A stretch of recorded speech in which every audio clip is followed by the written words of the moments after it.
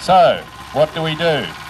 First thing to remember is if you're feeling confident enough, you can try and put the lid straight back on the pot where the fire might have happened. But of course it's important to have yourself protected.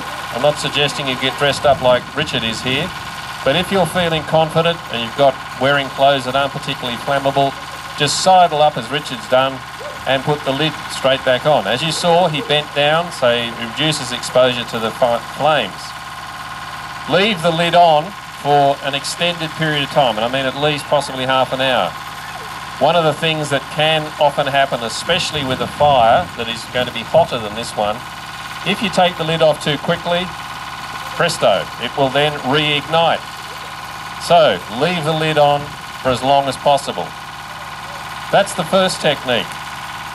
A second technique you can use, remember after you've rung 000, is to go to your trusty fire blanket that you've got in a convenient place in your kitchen, pull down, as Richard's done, grab those little tabs, hold the blanket at the top. We're only just turning it around because this is one we've obviously used before. As you can see, Richard has wrapped the fire blanket over his hands to protect his hands. He's also protecting himself with a fire blanket. Walk up to the fire, and as Richard is showing, just drape it over the fire. Again, do not take it off too early. If it's very, very hot, as a chip fire and oil fire is likely to be, and that's one of the reasons why it's ignited, it is just as likely to flare up. And again, it won't give you a particularly pleasant experience. Check the pressure gauge that's on the extinguisher. Make sure the little needle's in the green.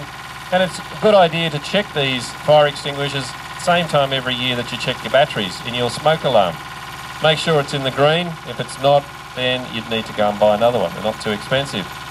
Now, it's been on the wall for some time, and just being on the wall, the white powder inside, bicarbonate soda, would have settled to the bottom. As you can see Richard's doing, give it a good shake up and down, get the powder right through the cylinder. And now we've still got the bracket on there. Right. Now, you'll see there'll be a safety pin or a little piece of plastic loop or something through the handle. Pull that off and you're ready to go. Give it a short test, just a little squirt, just to make sure it's going to operate for you. Now, as you can see what Richard's doing, he's not pointing it directly into the wok in this case. He's just, as they say, playing the fire extinguisher over the top.